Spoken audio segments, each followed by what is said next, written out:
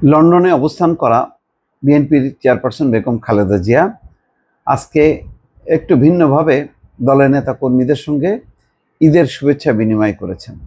দর্শক, একটা ছবি নিশ্চয়ই দেখতে পাচ্ছেন যে ভার্চুয়ালি খালেদা জিয়া যুক্ত হয়েছেন এবং পেছনে তারেক রহমান ভারপ্রাপ্ত চেয়ারম্যান এবং আরেকজন আছেন এজেডএম জাহিদ হোসেন স্থায়ী কমিটির সদস্য। দুজন পেছনে দাঁড়িয়ে আছেন, সামনে বেগম খালেদা জিয়া। তিনি লন্ডন থেকে যুক্ত হয়েছেন বিএনপির চেয়ারপারসনের কার্যালয় গুলশানে। সেখানে নেতাকর্মীরা উপস্থিত ছিলেন। তিনি তাদের খোঁজখবর নেন এবং ঈদের শুভেচ্ছা জানান। এরকম ঈদের শুভেচ্ছা বিনিময় ইতিপূর্বে আর কখনো হয়নি। বেগম খালেদা জিয়া গত 15 বছর মধ্যে প্রথম হয়তো কয়েকটা ঈদ দলের নেতা কর্মীদের সঙ্গে, সাধারণ মানুষের সঙ্গে একদম সরাসরি তিনি করতে পেরেছেন। কিন্তু তারপরে তো তাকে দণ্ড দেওয়া হয়, তারপরে অন্তরীণ এবং তারপরে একেবারে অবরুদ্ধ।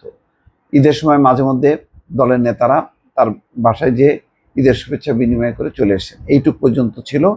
কিন্তু দলের নেতা কর্মীরা পারেননি। ভাগ্যের কি নির্মম পরিহাস দেখেন, এবার তিনি মুক্ত, তার কোনো দণ্ড নেই।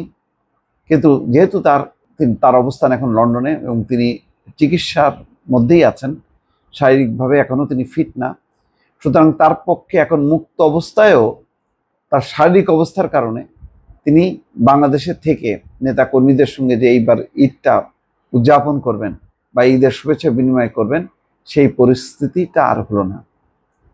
তারপরেও যতটুক পেরেছে দেখেন, এটা তিনি নাও করতে পারতেন, এটা দলের ভারপ্রাপ্ত চেয়ারম্যান তারেক রহমানই করতে পারতেন। কিন্তু তারপরেও নেতা কর্মীদেরকে উৎসাহিত করার জন্য, তাদের মাঝে যে তিনি আছেন সেটা বোঝানোর জন্য তিনি লন্ডন থেকে ভার্চুয়ালি যুক্ত হয়েছেন। পাশাপাশি যদি তুলনা করেন, শেখ হাসিনা আজকে কোথায় কেউ জানে না, কোন অন্তরীণ অবস্থায় আছেন কেউ জানে না।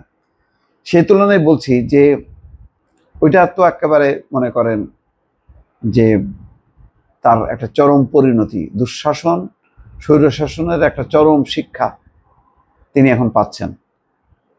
এখনও তার গণহত্যা মামলায় তাকে দণ্ড দেওয়া হয়নি, কিন্তু নিজে নিজেই দণ্ডিত হয়ে বসে আছেন দিল্লিতে।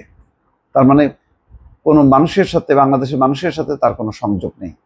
বেগম খালেদা জিয়া সংযুক্ত হয়েছেন এবং এপ্রিলের মাঝামাঝি আসবেন, তখন হয়তো তিনি দু একবার দেখা দিলেও দিতে পারেন।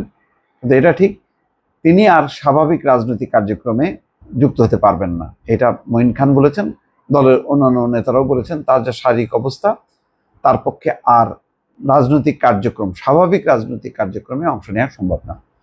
তারেক রহমানই সেই হাল ধরেছেন এবং তিনি অব্যাহতভাবে সেই চেষ্টা করেছেন। যাক, বিএনপির গুলশান কার্যালয় থেকে দলের মহাসচিব মির্জা ফখরুল ইসলাম আলমগীর নেতাকর্মীদের পক্ষ থেকে খালেদা জিয়া এবং তারেক রহমানকে শুভেচ্ছা জানান। স্থায়ী কমিটির সদস্য ডক্টর খন্দকার মোশাররফ হোসেন, ব্যারিস্টার জমিরুদ্দিন সরকার, মির্জা আব্বাস, গয়েশ্বর চন্দ্র রায়, নজরুল ইসলাম খান, সেলিমা রহমান, ইকবাল হাসান মাহমুদ টুকু উপস্থিত ছিলেন।